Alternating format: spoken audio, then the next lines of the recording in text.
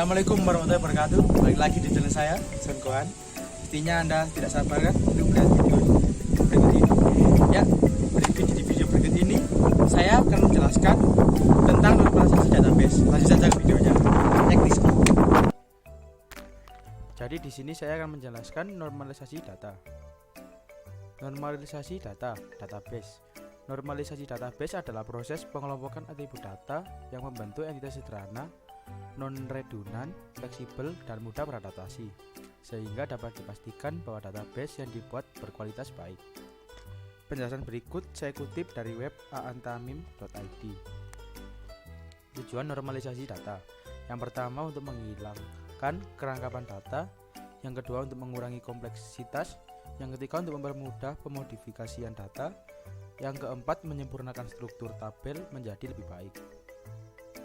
Jenis normalisasi data. Yang pertama adalah first normal form atau bisa disebut 1NF.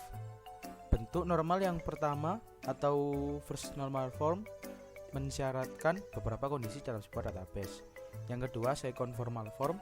Syarat untuk menerapkan normalisasi bentuk kedua ini adalah data telah dibentuk dalam first normal form. Yang ketiga third normal form. Normalisasi database dalam bentuk third normal form bertujuan untuk menghilangkan seluruh atribut atau field yang tidak berhubungan dengan primary key. Yang keempat Boyce Code Normal Form atau BCNF merupakan sebuah teknik normalisasi database yang sering disebut 3.5 NF. Dan yang terakhir adalah fourth normal form.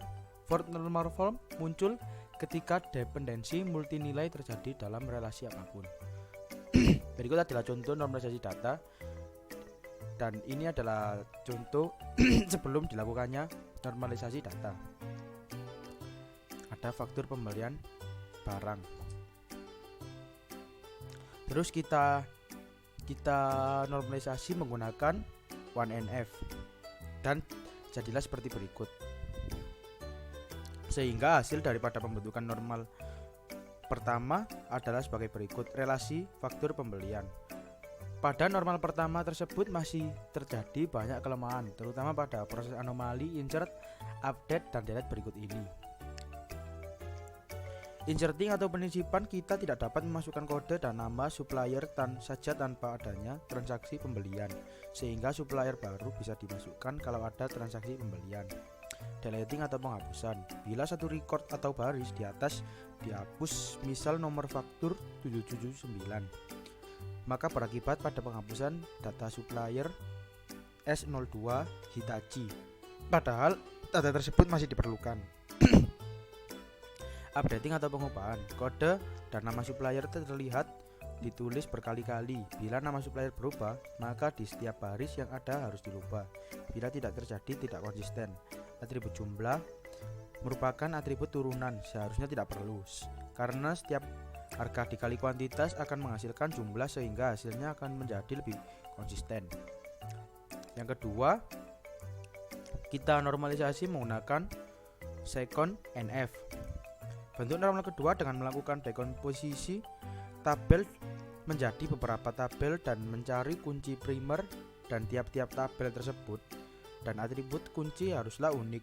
Melihat permasalahan faktur di atas, maka dapat diambil beberapa kunci kandidat, nomor faktur, kode supplier, dan kode barang. Kunci kandidat tersebut nantinya bisa menjadi kunci primer pada tabel hasil dekomposisi.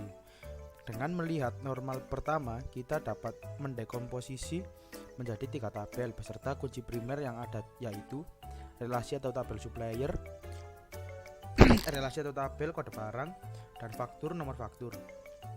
Dengan melihat ketergantungan fungsional atribut-atribut lain terhadap atribut kunci, maka didapatkan 3 relasi atau tabel sebagai berikut. Supplier mempunyai kode supplier dan nama supplier. Barang mempunyai kode barang, nama barang, dan harga. Faktur mempunyai nomor faktur, tanggal, jatuh tempo, dan kode supplier. Transaksi barang mempunyai nomor faktur, kode barang, dan kuantitas. Dengan pemecahan relasi tersebut, maka untuk pengujian bentuk normal ke-1, yaitu insert, update, dan delete akan terjawab. Kode dan nama supplier baru dapat masuk kapanpun tanpa adanya transaksi pada relasi faktur, demikian pula untuk proses update dan delete untuk relasi supplier dan barang. Pada bentuk normal kedua yaitu tersebut masih terjadi permasalahan yaitu pada relasi atau tabel faktur, yaitu atribut kuantitas pada relasi atau tabel faktur tidak tergantung pada kunci utama. Atribut tersebut bergantung fungsi pada nomor faktur plus kode barang. Hal ini dinamakan ketergantungan transitif dan haruslah dipilah menjadi dua tabel. Sedangkan tanggal, jatuh tempo, dan kode supplier bergantung fungsional pada nomor faktur A, tanggal 1, tempo, kode supplier, nomor faktur, kode barang, dan kuantitas. Masih terdapat pengulangan, yaitu setiap kali satu faktur yang terdiri dari 5 macam barang, maka 5 kali juga dituliskan nomor faktur, tanggal, dan jatuh tempo. Hal ini harus dipisahkan bila terjadi penggandaan tulisan berulang-ulang. Yang ketiga, kita normalisasi menggunakan third NF. Bentuk normal ketiga mempunyai syarat setiap relasi tidak mempunyai atribut yang bergantung transitif, harus bergantung penuh pada kunci utama dan harus memenuhi bentuk normal kedua. Untuk memenuhi bentuk normal ketiga, maka pada relasi atau tabel faktur harus didekomposisi atau dipecah lagi menjadi dua relasi atau tabel, yaitu relasi atau tabel faktur dan relasi atau tabel transaksi barang, sehingga hasilnya adalah sebagai berikut ini. Primary key pada relasi atau tabel supplier adalah kode supplier, primary key pada relasi atau tabel barang adalah kode barang, primary key atau relasi atau tabel faktur adalah nomor faktur, sedangkan foreign key-nya adalah kode barang dan kode supplier. Terima kasih atas perhatiannya. Mohon maaf apabila ada salah kata. Assalamualaikum warahmatullahi wabarakatuh.